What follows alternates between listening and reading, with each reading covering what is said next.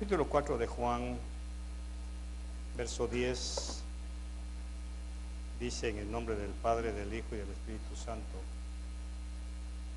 Respondiendo Jesús le dijo: si conocieras el don de Dios, y quién es el que te dice, dame de beber, tú le pedirías, y él te daría agua viva. Si conocieras el don de Dios, y quién es el que te dice, dame de beber, tú le pedirías, y él te daría agua viva. Espíritu Santo, muchas gracias por tu palabra. Te ruego sabiduría para exponer y trazar tu palabra correctamente. Te suplico que pongas en mi boca tu unción, tu revelación y tu enseñanza. Muchas gracias por el pueblo que ha venido esta mañana a sentarse a tus pies para aprender un poco más de tu presencia. Gracias en el nombre de Jesús. Perdón. Amén y amén. Bueno, vamos a abrir, con el permiso del Señor, sus misterios. Si hay algo que nosotros debemos conocer, es cómo se maneja el reino de Dios, porque la mayoría de nosotros vivimos en una atmósfera un poco cerrada, un poco materialista, porque lógicamente hemos aprendido de nuestros maestros, de nuestras casas, que es la primera enseñanza que tenemos. Hemos aprendido a que lo nuestro es nuestro porque nos ha costado, porque hemos trabajado, porque hemos hecho prosperar quizá con la inteligencia, la sabiduría, con principios intelectuales o profesionales, lo que tenemos. Sin embargo, cuando nos convertimos a Cristo, pasamos a formar parte de un reino que ya no se maneja con esas reglas, se maneja con reglas diferentes. Por eso es que el pueblo cristiano a veces se inventa axiomas como: si no sudo no como, si no trabajo no lo hago, si no me rebusco no lo logro, cosas que van dejando poco a poco de lado la presencia de Dios. Y eso es lo que sucede cuando ignoramos lo que Dios nos ha dado a nosotros. El regalo de Dios para nuestras vidas es algo mucho más que la salvación. El regalo de Dios para nuestras vidas es mucho más que darnos al Espíritu Santo. El regalo de Dios, por eso le dijo el Señor a esta mujer en Samaria: si conocieras el regalo de Dios, el don es un regalo. Si conocieras el regalo de Dios, tú le pedirías a Él, a Dios. Pero lógicamente nosotros hemos sido llevados u orientados a tener la salvación de nuestros pecados, que nos vamos a ir al cielo, que vamos a vivir en calles de oro. Pero el problema es, ¿qué hacemos mientras estamos aquí en la tierra? ¿Cómo vamos a vivir? ¿Cómo vamos a reaccionar ante las reglas del reino de Dios? Por eso cuando Jesús apareció dijo: el reino de Dios se ha acercado y está entre vosotros. Porque anteriormente, en el tiempo del segundo templo, los fariseos, los saduceos y los maestros de la Torá no enseñaban el reino de Dios. Ellos enseñaban la ley, ellos enseñaban la letra, ellos enseñaban el castigo, ellos enseñaban el nacionalismo, el valor del templo antes que el valor del que llenaba el templo. Y eso pasa con nosotros muchas veces. Admiramos más el templo, admiramos más lo colateral del evangelio antes de admirar y aceptar los retos y desafíos que tiene el reino de Dios para nosotros. La promesa, lo primero que debemos saber es que el regalo de Dios para nosotros es el regalo de Dios para nosotros y no es para el enemigo. El Señor es el regalo que nos ha dado nuestra salvación, el regalo para recibir el Espíritu Santo, porque el regalo, el Espíritu Santo, es el regalo más grande que podamos tener, porque la Biblia dice que Él nos llevará a toda verdad y a toda justicia. Cuando nosotros necesitamos conocer la verdad, es el Espíritu Santo quien nos orienta para eso. Por ejemplo, antiguamente a la tribu de Isaacar se le dio un regalo. Cuando ya Moisés está a punto de terminar su tiempo en la tierra, llama a las 12 tribus, a los 12 hijos de Jacob, y les da la bendición. Y a la tribu de Isaacar le dio el regalo que no le dio a ninguna otra tribu. ¿Cuál fue? Conocer los kairos de Dios, conocer los tiempos que Dios tenía para el resto de las tribus.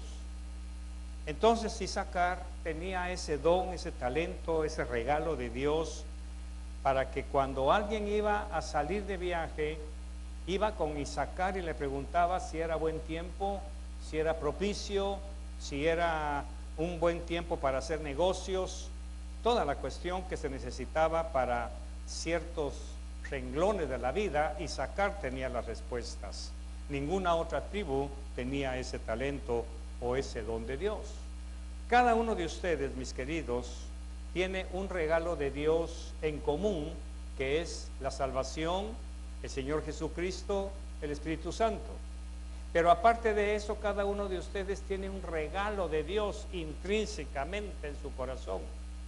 ¿Cuál es ese regalo de Dios? Es lo que tenemos que averiguar. ¿Qué me ha regalado Dios a mí? ¿Qué talento tengo? ¿Qué don tengo para desarrollar? Porque lógicamente cuando Dios nos salva para cumplir un propósito. Entonces, ¿cuál es el propósito para el cual Dios los salvó? Lo sacó del pecado, lo sacó del mundo y ahora lo pasa a su reino. Y en ese reino todos tenemos un don de Dios. Todos tenemos un don de Dios. Cuando esta mujer en Samaria estaba en un tiempo equivocado, estaba en un lugar equivocado y había tomado decisiones equivocadas en su vida. Estaba tan errada de su propósito, estaba tan desviada de su verdadero, del don de Dios que ella tenía, que tenía al mismo Señor Jesús enfrente de ella y no lo reconoció. Eso quiere decir que muchos de nosotros podemos estar en la iglesia, estamos cantando coritos, oyendo palabra, estamos asistiendo a los cultos, venimos a la oración ahora los domingos, pero no vemos al Señor. ¿Por qué no lo vemos? Porque no hemos todavía internalizado para qué soy cristiano, cuál es la función. No quiero que me responda o que se responda a usted, bueno, para ganar almas, porque ese es el axioma general, para ganar almas. No, primero gane la suya, pero primero permita que la palabra impacte su vida, porque usted no puede recomendar una medicina que usted no ha probado antes. Usted no puede recomendar a un Jesús que no conoce. Usted no puede recomendar una salvación que no ha disfrutado. Usted no puede recomendar a un Dios que no conoce. Esta mujer llega al pozo, está hablando con el mismo Dios encarnado en Cristo y no lo conoce, se pone a discutir con él por asuntos materiales, por asuntos del agua. Y el Señor lo único que le dice es: si supieras el don de Dios que hay en ti, tú le pedirías, porque lógicamente esa forma de acercarnos a Dios necesita una identidad de quién soy yo y quién es Dios. Con esa base nosotros podemos ir entrando un poquito más y más al reino de Dios. Hoy ustedes están en el lugar correcto, en el tiempo correcto, pero debemos reconocer al Señor cuando nos da instrucciones de cómo hacer su voluntad, porque la voluntad de Dios lógicamente está dada a través de su palabra, y su palabra es Jesucristo. La gente del reino entiende lo que tiene que tener. No, voy a corregir. La gente del reino tiene que entender que tiene que dar lo que quiere recibir. Pablo dice, todo lo que el hombre siembre, eso segará. Pero normalmente lo tomamos como dinero. Y ahí es en donde bloqueamos el milagro. Todo lo que el hombre siembre, eso segará. Entonces inmediatamente, religiosamente, nos vamos a la billetera. Y luego bloqueamos nuestra mente, nuestro corazón, pensando, ya nos van a pedir dinero. Pero si nos vamos a Gálatas, capítulo 5, verso 22, vamos a ver algo diferente, que no es dinero forzosamente. Dice Gálatas 5, 22, pero el fruto, para que haya un fruto, es porque antes alguien sembró algo en usted. Lo repito, pero el fruto, dice, un fruto no sale, no brota de ningún lugar si antes no se siembra. Si antes no hacemos un trabajo de siembra. Usted no puede cosechar algo que no ha sembrado, así que no puede tener frutos. Y esto es algo que nosotros nos cuesta entender a veces. Queremos cosechar donde no hemos sembrado. Queremos tener cosechas, queremos tener beneficios de algo que no hemos invertido. Y vamos a ver los frutos del Espíritu. Eso quiere decir que la semilla que se sembró en nosotros es el Espíritu Santo. Inmediatamente que el Espíritu Santo es sembrado en mi corazón, empieza un proceso subterráneo, por decirlo así, que con el tiempo o al poco tiempo tengo que empezar a manifestar los frutos de aquella semilla que alguien sembró en mí. El don de Dios, el regalo de Dios me sembró en mi corazón al Espíritu Santo, y pasado el tiempo propicio, el kairos de Dios, diga conmigo, tengo que dar frutos. Porque el fruto no le pide permiso al árbol, el fruto no le pide permiso a la tierra, el fruto no le pide permiso al ambiente. El fruto brota porque sí, porque alguien sembró algo en esa tierra, hablando de nuestro corazón. Por lo consiguiente dice, pero el fruto del Espíritu es amor, gozo, paz, paciencia, benignidad, bondad, fe, mansedumbre, templanza. Contra tales cosas no hay ley. No hay ley. Entonces quiere decir, y la pregunta que brota es, ¿dónde aparece aquí el dinero? No está el dinero. Son situaciones, son acciones puramente que brotan de nuestro corazón, o mejor dicho, tienen que brotar de nuestro corazón. Entonces, cuando una pareja, un matrimonio está peleando, ¿cómo se soluciona ese problema? Uno de los dos tiene que tener el fruto del amor. De manera que si usted necesita amor, siembre amor. Si usted necesita respeto, siembre respeto. Si usted necesita afecto, siembre afecto. Si usted necesita echar fuera el temor, siembre fe. Porque la Biblia dice que el perfecto amor echa fuera el temor. Temor a la quiebra, temor a las enfermedades, temor al desempleo, cualquier clase de amor o cualquier clase de temor se echa fuera con el amor. Si usted necesita gozo, si usted siembra gozo, va a vencer la tristeza. Si usted siembra alegría, va a vencer la depresión. Si usted siembra semillas de paz en tiempos depresivos, usted vencerá el estrés. Si usted siembra semillas de tranquilidad, usted va a vencer la impaciencia. Esto es algo que me afecta mucho a mí. En la mañana mi esposa me dijo algo: no te vayas a impacientar, no te metas a ese nivel. Pero para no perder o para no tener impaciencia, ¿qué debo sembrar? Semillas de paz, semillas de tranquilidad. ¿Dónde debo sembrarlas? En mi propio corazón. Para que al sembrar esas semillas, lógicamente el fruto que va a salir es un fruto para vencer la impaciencia. Si usted siembra semillas de amabilidad, usted vencerá la ingratitud. Cuando se siembran semillas de gentileza, se venden las semillas de agresividad. Si siembra semillas de autocontrol, usted libera la gracia y la misericordia y el perdón de Dios. Esto en el matrimonio es bastante importante. Autocontrolarme con la ayuda del Espíritu Santo, controlar mi lengua, controlar mi boca, mis pensamientos, y entonces la blanda respuesta. Entonces, ¿cómo se vence la ira? Con la blanda respuesta. Eso quiere decir que es un trabajo del Espíritu Santo en mí. Entonces, los que somos del reino, conocemos estos misterios del reino.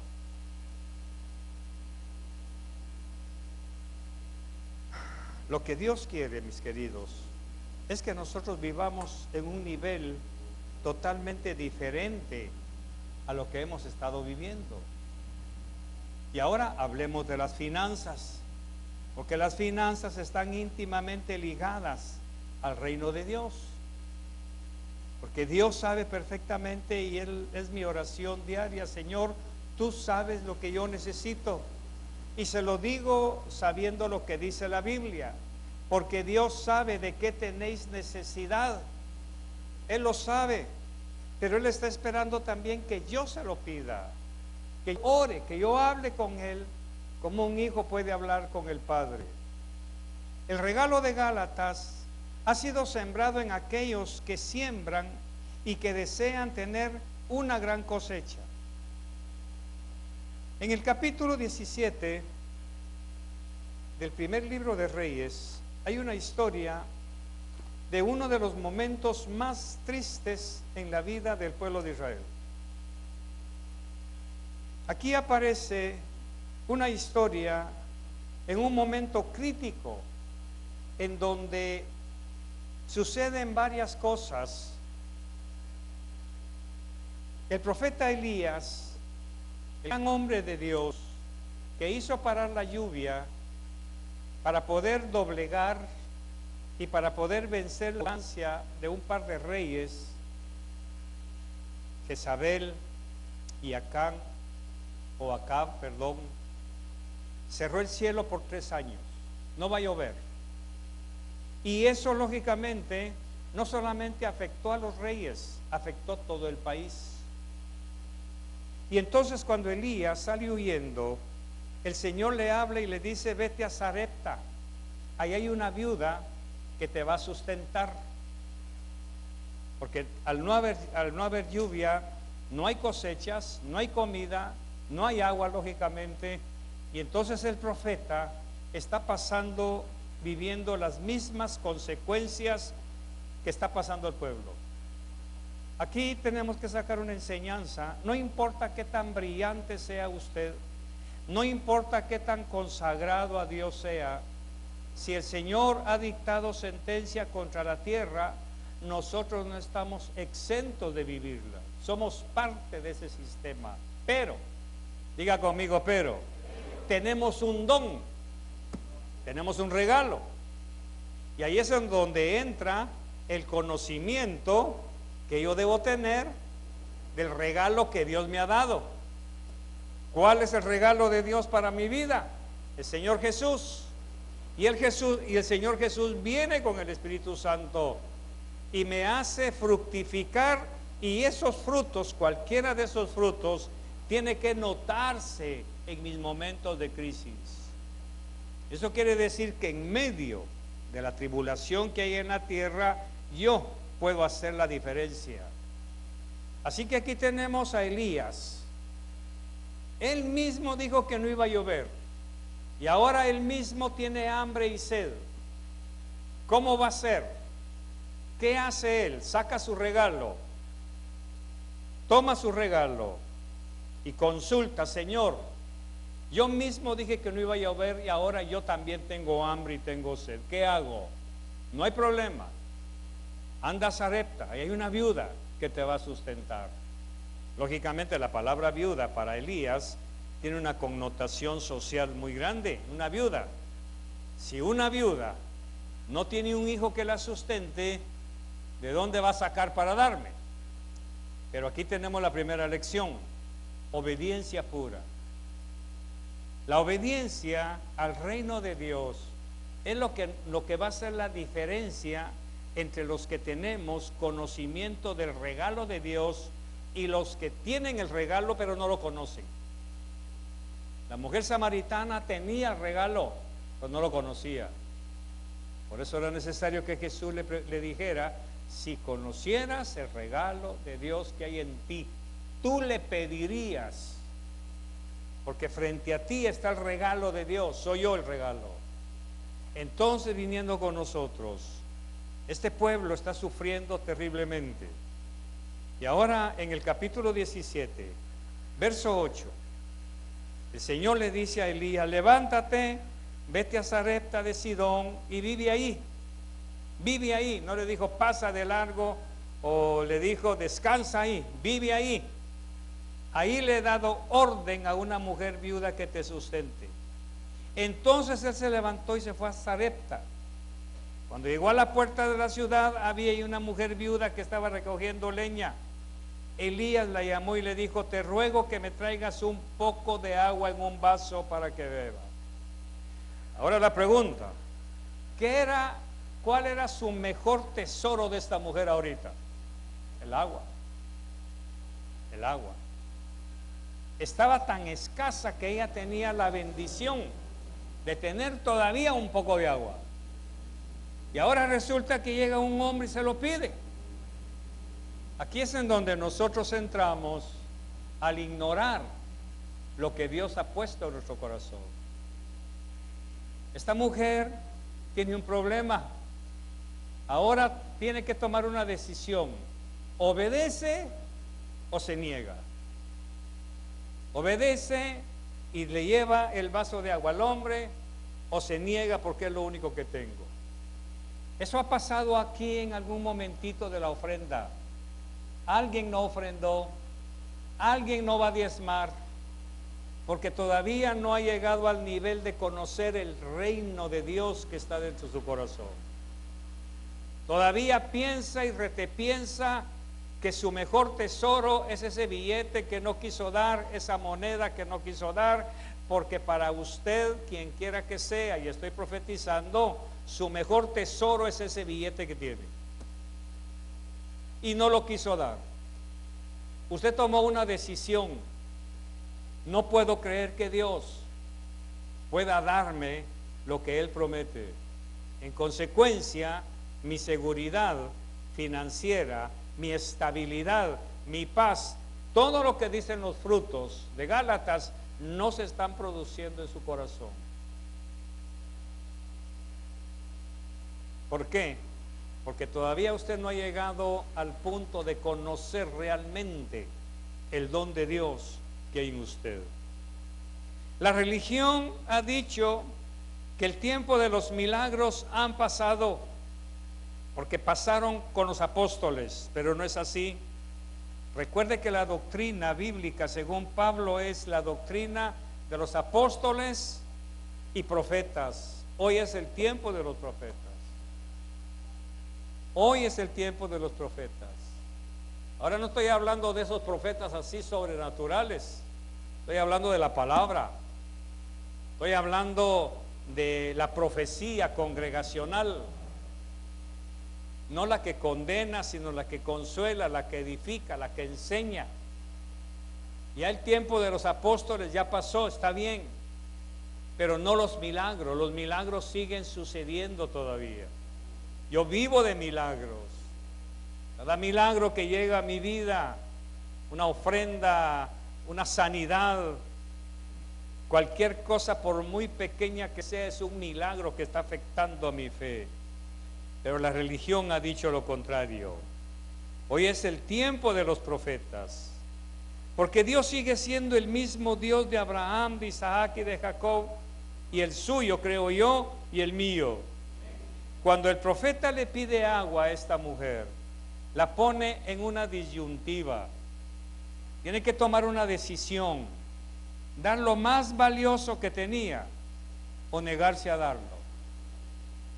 Pero ella sabe perfectamente que ese hombre es un profeta de Dios, y para este tiempo recibir a un profeta era recibir prácticamente el mismo reino de Dios. Lo vamos a ver más adelante. Entonces, cada palabra profética que Dios ha dado en este lugar es para confirmarle a usted y a mí. Por eso incentivamos mucho la profecía, porque a veces yo vengo deseando escuchar una respuesta que me consuele, que me edifique, que me responda una pregunta que le hice al Señor esta madrugada. Algo que le hablé en mi cama, algo que le hablé en mi sala, algo que le hablé en lo secreto. Yo quiero que Él me lo responda. Por eso la religión ha hecho tanto daño, haciendo creer que la profecía ya pasó. No ha pasado, porque la doctrina de Pablo está basada en los apóstoles y profetas. ¿Me estoy explicando, hermanos? Ok. Ella necesitaba desprenderse de lo que desesperadamente guardaba, algo que le podía salvar la vida, y era ese vaso de agua. Ahora Elías se lo pide, y cuando ella va a traerle el vaso de agua, verso 11, cuando ella iba a traérsela, él la volvió a llamar y le dijo: te ruego que me traigas también un bocado de pan en tus manos. Ahora la pone en un doble problema, porque esta mujer tiene un hijo pequeño y lo único que le queda es un poquito de harina. Vive Jehová, verso 12, vive Jehová tu Dios. ¿Se da cuenta que ella reconoce en el hombre un hombre de Dios? No es un forastero común. Lógicamente Elías era muy conocido por su forma de vestir, su forma de hablar, su conducta. Esta mujer lo identifica, no como Elías, pero sí como un hombre de Dios. Y le dice: vive Jehová tu Dios, que no tengo pan cocido, solamente tengo un puñado de harina en la tinaja y un poco de aceite en una vasija. Y ahora recogía 2 leños para entrar y prepararlo para mí y para mi hijo. Lo comeremos y luego moriremos. Se acabó. Ahí está el hombre, y ella ahora está esgrimiendo sus argumentos. ¿Qué argumentos trae usted hoy ante el reto que Dios le ha puesto cuando le pasó el alfolí? ¿Qué argumentos brotaron cuando los diáconos ya iban caminando hacia su silla? ¿Qué hizo usted? ¿Qué brotó en su corazón? ¿Temor? Acabamos de leer que el amor echa fuera el temor. O sea, usted no tiene en sí inherente la semilla del amor. Sí tiene temor. Duda. Quiere decir que si usted tiene dudas, es porque en su corazón todavía usted no ha dado el fruto de la fe. Tiene problemas para dar lo que según usted es lo único que le queda. Usted necesita desesperadamente conocer el don de Dios que hay en usted. Es un asunto. Aquí es en donde se da la instrucción entre el regalo de Dios y la voluntad del hombre: obedecer o desobedecer. Es un asunto de economía del reino que operaba en Elías. Si nosotros trabajamos para el reino, mis amados, como dijo mi esposa, como dijo, si trabajamos para el reino se ensancha. Si trabajamos para nosotros, nos secamos y morimos. Pero repito, si yo trabajo para el reino de Dios, si invierto, si doy, si creo, si produzco frutos para el reino de Dios se ensancha en mi corazón. Pero si yo trabajo para mí, para mi seguridad, tarde o temprano me voy a secar y mi fe se va a morir. Porque la fe se alimenta oyendo la palabra. La fe viene por el oír y el oír la palabra. El problema es que lo hemos espiritualizado tanto que oír la palabra significa venir al culto. Tengo que ir a la iglesia. ¿Para qué? Para oír palabra. ¿Para qué? Para incrementar mi fe. Pero resulta que usted está en su casa y en su casa no hay culto, no hay coros, no hay cantos, no hay grupo de alabanza, y estando ahí el Señor le dice: toma una cebolla, 2 tomates, un manojo de perejil y 2 huevos y llévalos al templo. ¿Qué hizo Dios en ese momento ahí? Habló, diga conmigo, habló. Él habló su palabra. Y esa palabra, ¿qué tuvo que haber efectuado en usted? La fe viene por el oír. ¿Qué oír? ¿Qué? ¿Y qué le acaba de decir Dios en la cocina? ¿Y por qué no lo hizo?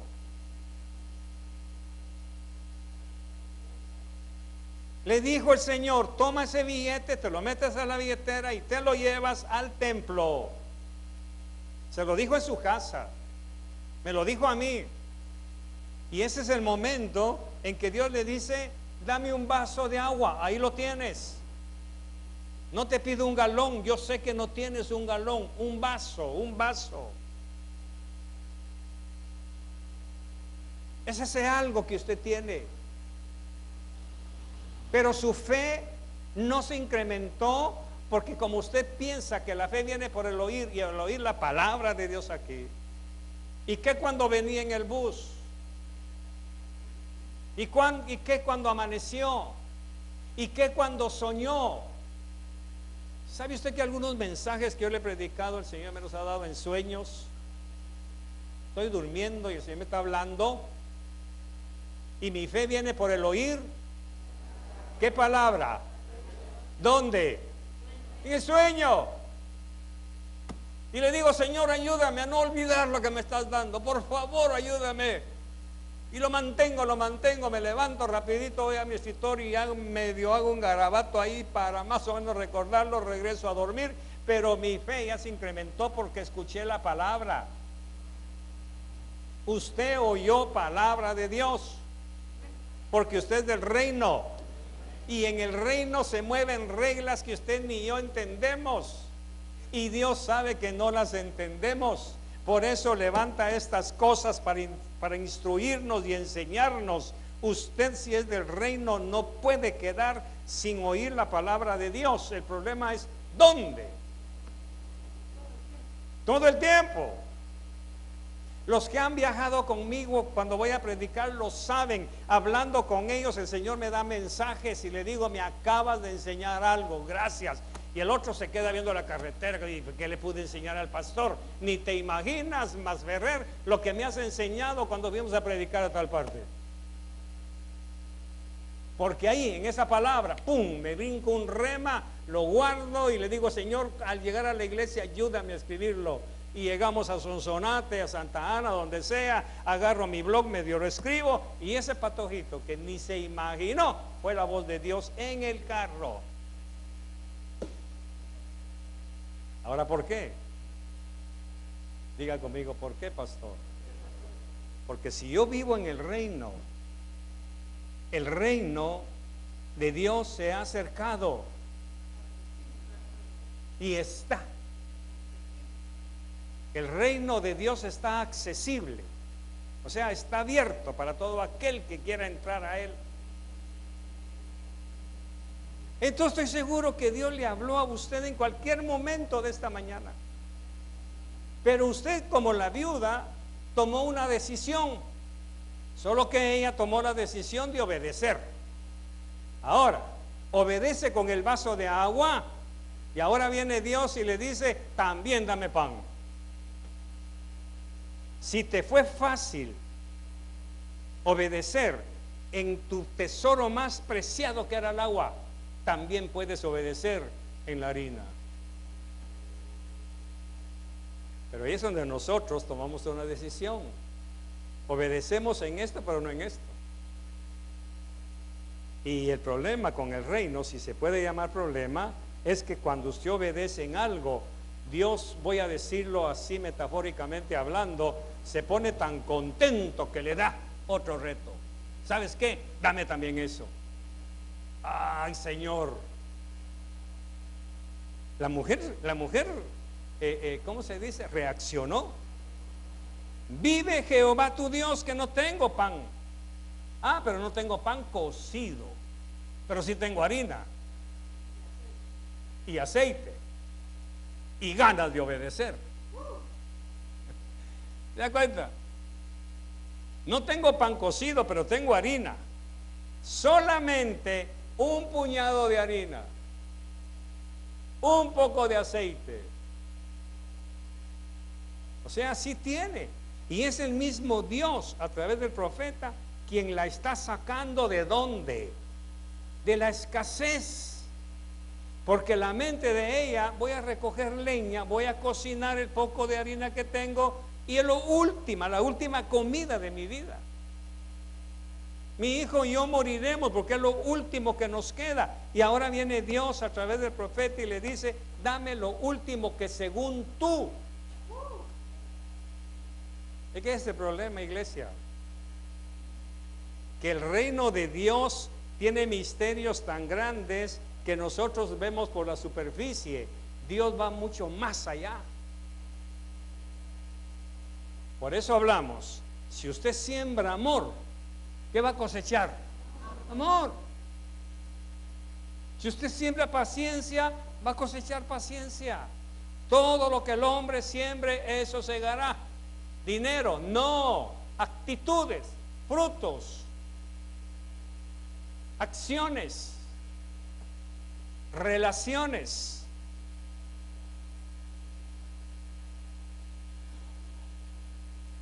Ahora la viuda tiene que dar un paso más, entregar la harina que le queda para ella y su hijo y morirse. Ahora, ¿quién está en problemas aquí? ¿La viuda o el profeta? La viuda, el profeta no. Porque el Señor le dijo claramente a Elías, anda a Sarepta, ahí hay una viuda, yo ya le di orden. Yo ya le di orden que te sustente. ¿Lo ve? Verso 8, verso 9. Esto es hermoso, hermano. Levántate, vete a Sarepta y ahí miras el campeonato, el desfile del 15. Ahí dice, ¿ah que no? ¿Qué dice? Vive ahí porque ahí le he dado una orden a una mujer. Ahora, ¿en qué momento se lo ordenó Dios? En el momento en que usted misma sabe que Dios le dio una orden. Dios me dio una orden, Dios le dio una orden a usted. Pero tuvimos que tomar una decisión. Usted vio 3 huevos y el Señor le dijo, llévate uno. Pero Señor, me voy a comer uno hoy, uno mañana y el otro el martes. Y vio los 3 huevos y dijo, no, Señor, ahí tengo para 3 días. Ahora Dios le dio la orden, pero usted tuvo que tomar una decisión. ¿Obedecer o no? Es porque no conocemos las reglas del reino. Por eso es maravilloso cuando yo veo a mi esposa todos los días de culto, muy pocas veces sale con su famosa bolsa negra, con trastos, con comida, y aún me dice, acuérdame que tengo que llevarme esto. Y lógicamente aquí también hay muchas personas que sí lo hacen. Pero hay algo más, hermano. Hay que ir más allá. Vive Jehová tu Dios, que no tengo pan. Estaba recogiendo leña para morirme junto con mi hijo. Ahora esta mujer tiene un problema. ¿Cuál es el problema? Ahí está El problema es, bueno, esta mujer tenía un problema. ¿Dónde está el problema? Verso 13. Vamos despacio. Elías le dijo, ahí nada más. ¿Qué le dijo Elías? Y que echa fuera el temor. ¿Qué le faltaba a esta mujer? ¿Amor de quién? Amor de Dios. Ella lo tenía. Dios ya le había dado una orden. Ella ya tenía la orden de Dios. Pero como no conoce el reino de Dios, ella tiene la orden, pero tiene temor de quedarse sin nada, teniendo el don de Dios en su corazón. Por eso es que leemos en el verso anterior, yo ya le di orden, yo ya le hablé. ¿Dónde le habló Dios? En el corazón.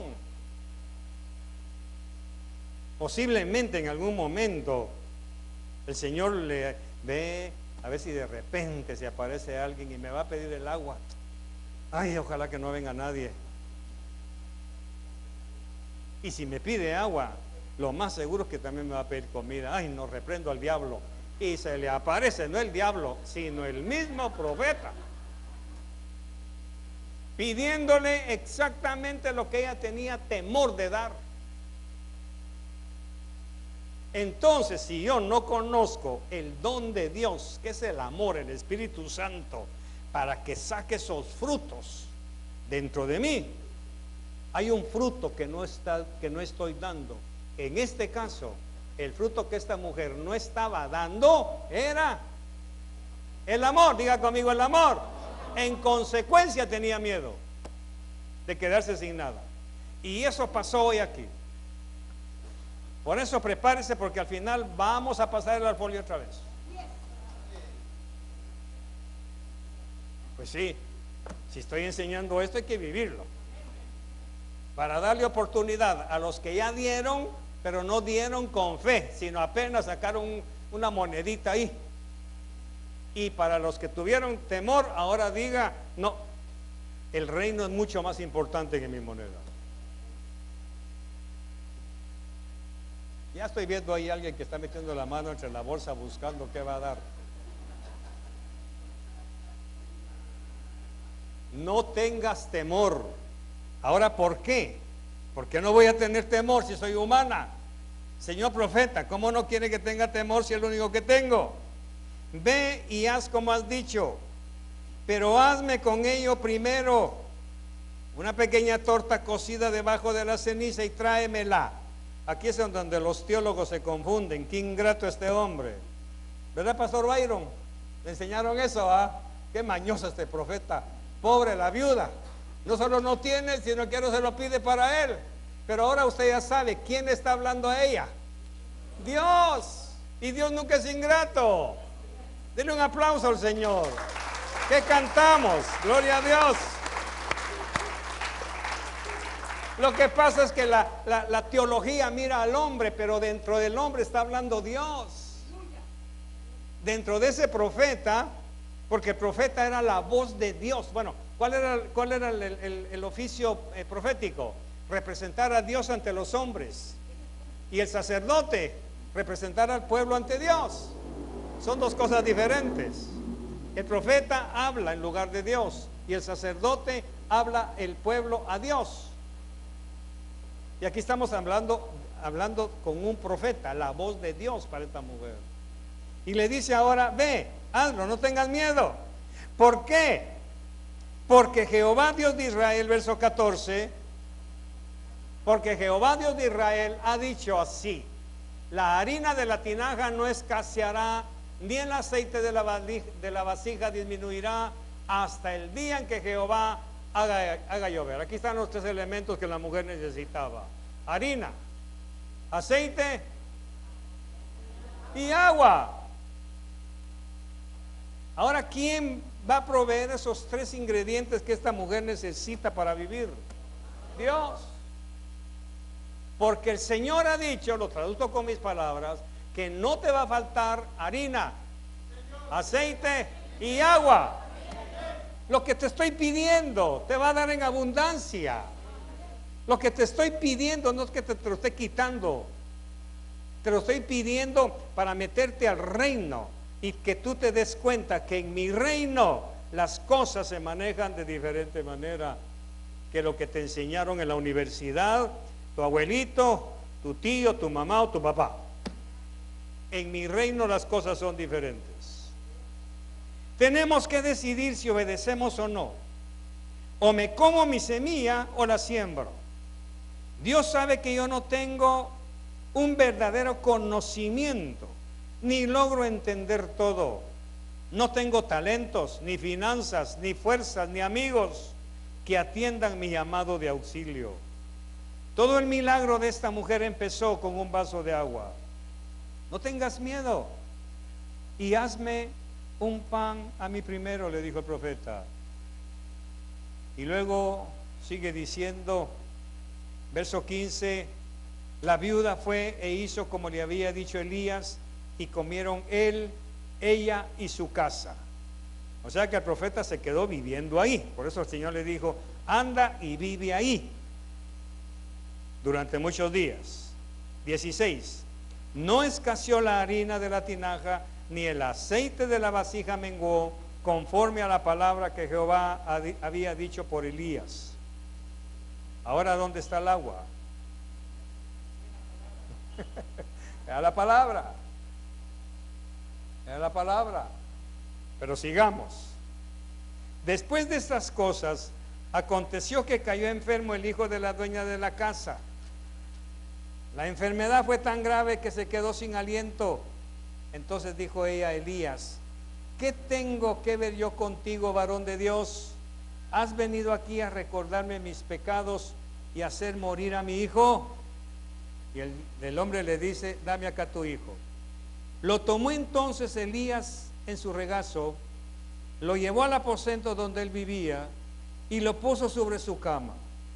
Luego clamó a Jehová diciendo, Jehová Dios mío, también a la viuda en cuya casa estoy hospedado vas a afligir haciendo morir a su hijo.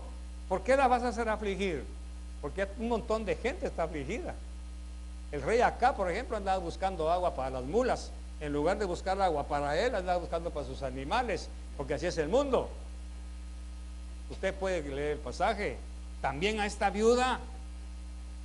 O sea que aún que usted sustente a Dios, aún que usted dé, inevitablemente van a haber periodos de aflicción. Pero aquí está el misterio. Verso 21. Se tendió sobre el hijo 3 veces y clamó a Jehová, Jehová Dios mío, te ruego que hagas volver el alma de este niño. Jehová oyó la voz de Elías, el alma volvió al niño y éste revivió. Tomó luego Elías al niño, lo trajo al aposento de la casa, lo entregó a su madre y le dijo, mira, tu hijo vive. Entonces, ¿qué dijo la mujer? ¿Qué dijo? Ahora conozco que tú eres varón de Dios y que la palabra de Jehová es verdad en tu boca. Ahora, vamos a ver, ahora conozco. Diga conmigo, ahora conozco. ¿Quién está hablando? La viuda. Ahora sé que lo que hable tu boca es palabra de Dios. Imaginariamente vamos al pozo. ¿Qué le dijo Jesús a la mujer? Si conocieras, están exactamente igual. Ella no conocía el don de Dios que tenía allá adentro, hasta que fue puesta a prueba. La mujer del pozo, si conocieras el don, si conocieras lo que hay dentro de ti, si conocieras el regalo de Dios que hay en ti, a mí me pedirías agua, porque yo soy ese regalo. Entonces, casi 2 siglos después se repite la misma frase, solo que ahora lo dice la mujer. Ahora conozco, voy a traducirlo de acuerdo a lo que estamos estudiando. Ahora conozco el don de Dios que hay en mí. Ahora veo que sí tengo fe. ¿Por qué? Vamos a ver. Y voy terminando. ¿Cuántos milagros le sucedieron a esta mujer para poder llegar a la conclusión? Ahora sé de lo que soy capaz. ¿Cuántos milagros? 3 milagros. ¿3 milagros o 4? 4 milagros. La harina, el aceite, el agua, todo por un vaso de agua. Por eso el mensaje le puse todo por un vaso de agua, todo por $1, todo por un billete, todo por un tomate, todo por un arroz en leche, todo. Póngale lo que usted quiera, hombre. No los veo convencidos.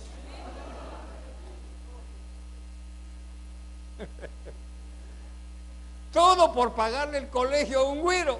Puchica, no me ha faltado nada. Todo por haber dado esa ofrenda. Qué tremendo, Señor. Ahora, lógicamente, esta mujer ya conoce de lo que es capaz allá adentro. Porque adentro tiene un motor. Tiene algo que la desafía. Su atmósfera ha cambiado totalmente. Ahora ya no es aquella pobre viuda que iba a morir. Ahora esta viuda ha sostenido al profeta. Dice, ¿cuánto tiempo? Muchos días. Muchos días. Quiere decir que esta mujer cada mañana se levantaba y la harina estaba exactamente igual. Había agua para amasarla. Estaban los huevos para el pan. Bueno, era pan matzano, usaba huevos, invento mío, no me lo crea. Lo que pasa es que estoy pensando en el pan chapín. Y esta mujer tiene agua, tiene harina, tiene sal, tiene aceite, amasa y no se da cuenta hasta que el hijo se le muere. Se da cuenta que ha estado cocinando pan, usando la leña, está viva, cada vez está más gordita porque ya está comiendo sus 3 tiempos y no reconoce todavía de lo que es capaz. ¿Te das cuenta, hermano, cómo podemos caer en esta religión? Estamos viendo el milagro. Y hoy en la mañana todavía mi esposa me dice, no te me vayas a afligir, porque ella sabe que yo soy demasiado ortodoxo para ciertas cosas. Si para mí un pago se vence el 15 tiene que estar pagado. Tengo ese problema. ¿Soy el único, hermanos? Gracias, compañeros del camino. Y ella lo sabe, me estreso, me deprimo a veces, porque no logré pagar el día. Entonces, lógicamente, me dijo una frase que me consoló. Dios sabe lo que hay que pagar. Dios lo sabe. Él conoce el calendario de pagos de la tierra. Ahora, ¿qué problema? Como la viuda, debo meterme en esos bemoles y decir, sí, Señor, tú sabes, Señor, tú sabes, y voy manejando, tú sabes, hasta como que fuera rap, tú sabes, Señor, tú sabes, Señor, tú sabes, algo que, porque ¿quién está en problemas? ¿Dios o yo? ¿Quién está en problemas? ¿Dios o usted? Y está, no podemos evitarlo. No podemos evitarlo, somos parte de este sistema del polvo. Y esta mujer, lógicamente, estaba igual que yo. Vamos a comer, mi hijo y yo nos morimos, es lo único que nos queda. Pero ahora viene Dios, se le acerca a través del profeta y le cambia totalmente su atmósfera, le cambia su visión. Pero aún así, la mujer no estaba muy convencida que ese hombre fuera un hombre de Dios. Entonces yo me pregunto, ¿a qué había achacado tanto tiempo esta mujer su buena fortuna? A la suerte, a que gloria a Dios, que sí, pero y entonces Dios tuvo que llevarla al tope, que se le muriera el hijo, para demostrarle, por el vaso de agua, aún por el vaso de agua protegiste la vida de tus hijos. Por un vaso de agua, mujer, tu hijo alcanzó la bendición. ¿Por qué? Imaginémonos qué hubiera sucedido si la mujer decide no obedecer. ¿Qué hubiera tenido que hacer el profeta? Irse. ¿Qué hubiera pasado cuando el hijo se murió? Acabó. Se muere. Entonces, ¿no cree usted, hermano, que es mejor juzgarnos el todo por el todo y obedecer a Dios. ¿No cree que es mejor detenernos cuando Dios nos habla y nos pide algo, no reprender al diablo? ¿Por qué? Porque a menos que usted oiga una voz, hijo mío, métete por el cerco del vecino y te robas el tambo de gas. ¿Usted cree que es Dios quien habla así? ¿Le va a hablar Dios así? Ahí sí reprenda. Ahí sí reprenda al diablo. Pero si oye una voz, Raulito de mis entrañas, ese billete que tienes, sácalo, mijito, que yo te voy a dar más. Reprendo al diablo. No es el diablo, Raulito. No es el diablo.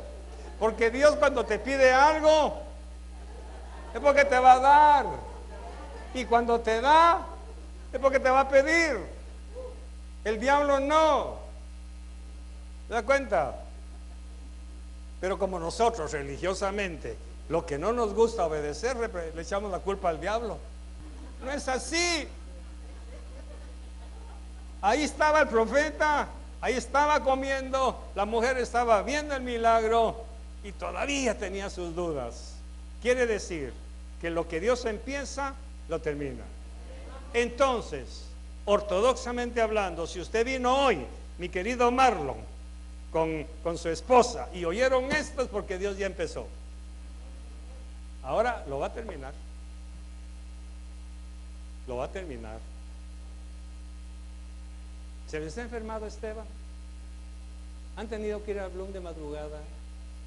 ¿Mateo se ha enfermado? ¿Han tenido que ir al Bloom de madrugada? ¿Han tenido que ir a la farmacia a la 1 de la mañana? No es prueba suficiente como para decirte ¿qué vas a hacer? ¿Qué van a hacer? ¿Qué vamos a hacer? Yo podría preguntarle y me pregunto a mí mismo, ¿me ha faltado gasolina? No está el tanque lleno, pero he tenido gasolina. ¿Me ha faltado ropa? No. ¿Nos ha faltado comida? No. Entonces, ¿qué más quiero? Hay agua, hay aceite, hay harina y hay hijos sanos. ¿Qué más? El reino de Dios se ha acercado, se ha puesto al alcance de todos y Dios quiere que entremos a ese reino. Pero ese reino implica jugar con las cartas que están sobre la mesa de ese reino. Entonces esta mañana Dios nos hace un desafío. Hay que tomar una decisión. ¿Obedecemos o nos negamos a obedecer? Los únicos damnificados vamos a ser nosotros. Cierre sus ojos un momentito. Porque yo tengo planes de bien y no de mal para vosotros, dice el Señor. Porque mis planes son más altos que los tuyos. Mis pensamientos son más altos que los tuyos. Porque tú has dicho, dice el Señor, Señor, la desesperación me agobia, las necesidades de mi casa son tantas que ya no sé cómo hacer para solucionarlas. Tú sabes, Señor, las angustias que pasamos,